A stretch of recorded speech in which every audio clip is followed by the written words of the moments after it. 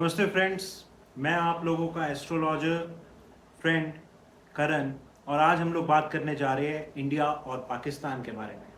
हम सबको पता है कि पिछले 3-4 दिन में क्या हुआ और 22 अप्रैल पहलगाम के अटैक के बाद क्या हुआ, इंडिया ने क्या क्या किया और पाकिस्तान का कितना नुकसान हुआ। लेकिन अगर हम इस कॉन्सेप्ट को समझना चाहें तो इसको दो तरीके से समझने की काफ़ी हद तक ज़रूरत है।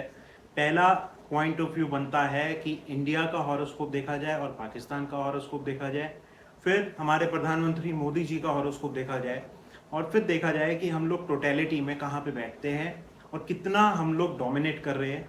क्योंकि जिस तरीके से न्यूज़ आ रही है और न्यूज़ सर्कुलेट हो रही है, ये तो 100% क्लियर है कि पाकिस्तान को बहुत करारा जवाब मिला है और खींच के तमाचा उनको पड़ा है और इतना ही बुरा हाल उनका आगे भी होगा सितारों के हिसाब से।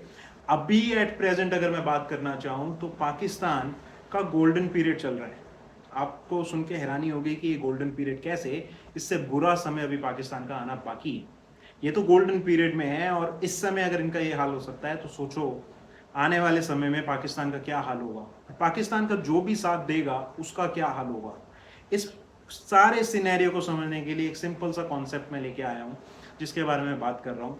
पाकिस्तान का हॉरोस्कोप और इंडियन हॉरोस्कोप को कंपेयर करके चेक कर रहे हैं और चेक करने के बाद हम देख रहे हैं कि अभी क्या हो रहा है, अभी क्या स्थिति है, क्या परिस्थिति है, क्या हमारे को कोई डरने की ज़रूरत है। मुझे नहीं लगता कि किसी तरीके का डर होना चाहिए, क्योंकि जो इंडियन आर्म फोर्सेस है, नेवी है, एयरफोर्स है, उन लोगों ने ऑलरेडी बता दिया है कि हम लोग सेफ हैं। अगर आपके मन में किसी भी तरीके का डर है, क्योंकि इंडियन असेंडेंट जो हमारा लग्न है ये कर्क है।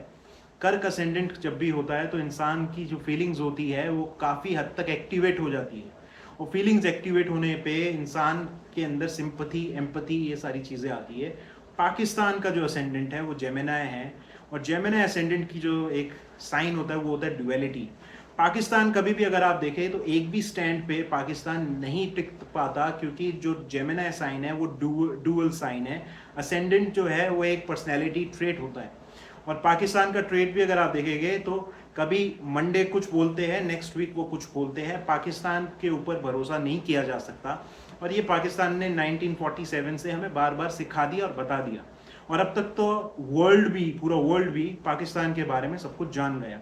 तो ये जो उनका जेमिनाई असेंडेंट है इसी का ट्रेट है। फर्स्ट हाउस में जो जेमिनाई असेंडेंट बनता है और जो इनकी मरकुरी की प्लेसमेंट बनती है वो इनके कॉन्फिडेंस लेवल पे अफेक्ट करती है। तो बोलो, कुछ भी बोलो, झूठ बोलो, बार बार बोलो, ये जो तरीका है, ये जो फंडामेंटल रूल है पाकिस्तान का, ये 100% उनके लिए एप्लीकेबल है।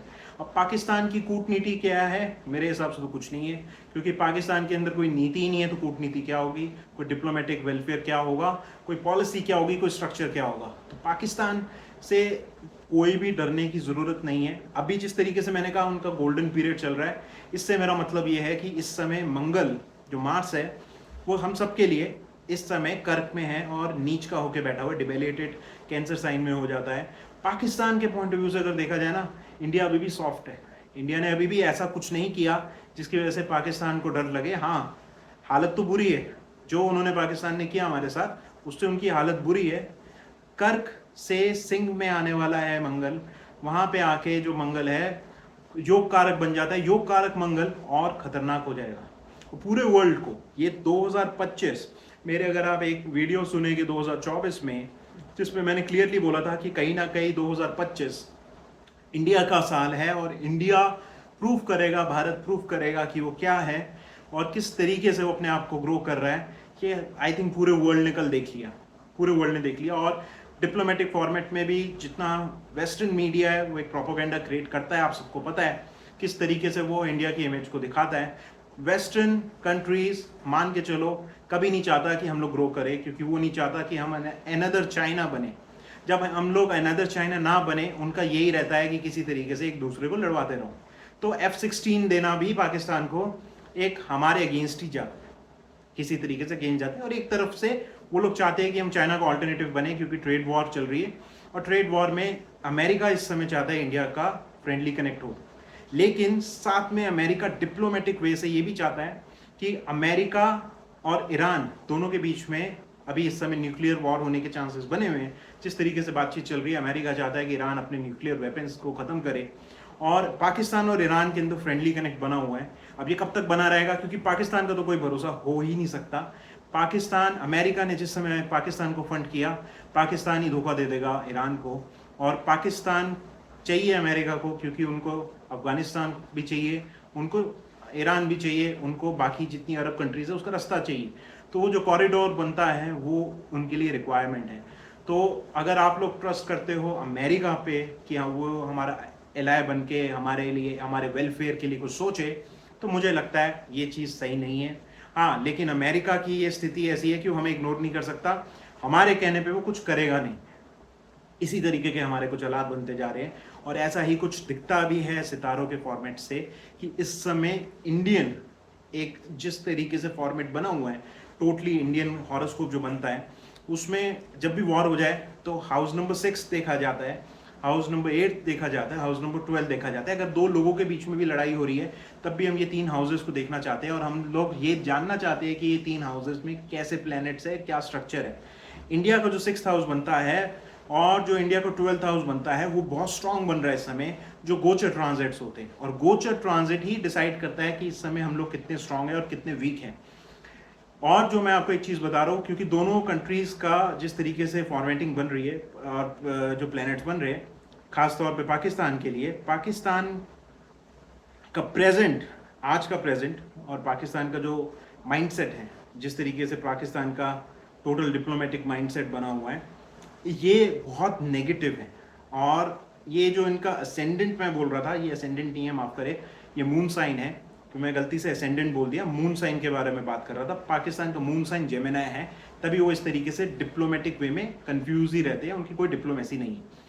तो जो अभी चेंज होने जा रहा है जून 7 को, अगले महीने, अभी से एग्जैक्टली 1 महीने बाद, 7 जून 2025, जब मंगल निकल के आएगा अपना कैंसर साइन से, कर्क साइन से सीधा सिंह में, लियो में, इंडिया के लिए वो एक गोल्डन 1-1.5 महीना 2 महीने होने जा रहा है।